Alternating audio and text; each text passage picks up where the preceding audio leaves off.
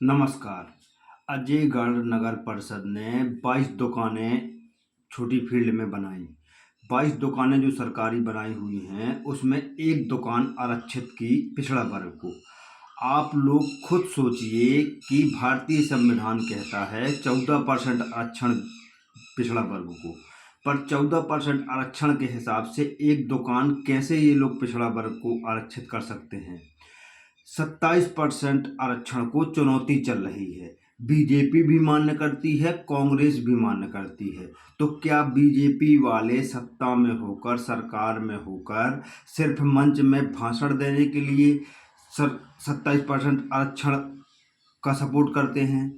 और नगर परिषद अजयगढ़ या नगर निगम या नगर पालिका नगरीय विकास में 5% आरक्षण किए हैं ये लोग, पाँच पिछड़ा वर्ग को।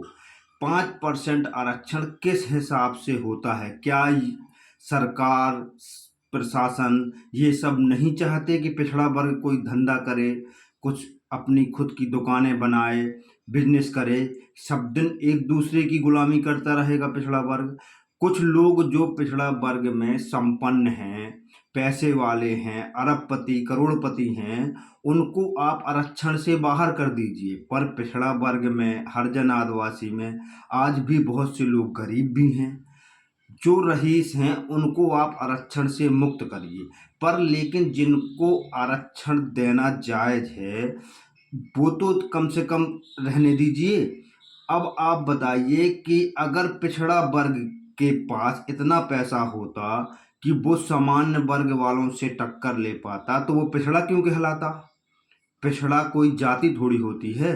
पिछड़ा तो भारतीय संविधान में इसलिए बनाया गया था, जो ये गरीब लोग थे पिछड़ा वर्ग में, जो पिछड़े हुए थे, उनको पिछड़ा वर्ग में डाला गया।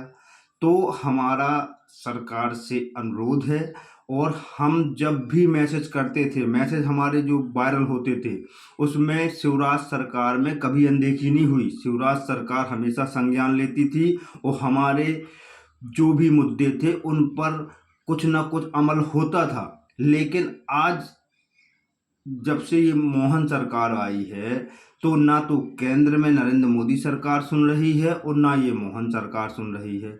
तो हम ये चाहते हैं कि नगर परिषद अजयगढ़ में, जो पन्ना जिले की नगर परिषद अजयगढ़ में जो दुकानें बनाई गई हैं, इस पर आप संज्ञान लीजिए।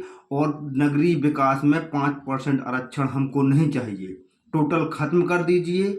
और नहीं तो जितना जायज हक है हमारा, 52% हैं हम लोग इस देश में, तो हमको आधा हक मिलना ही चाहिए।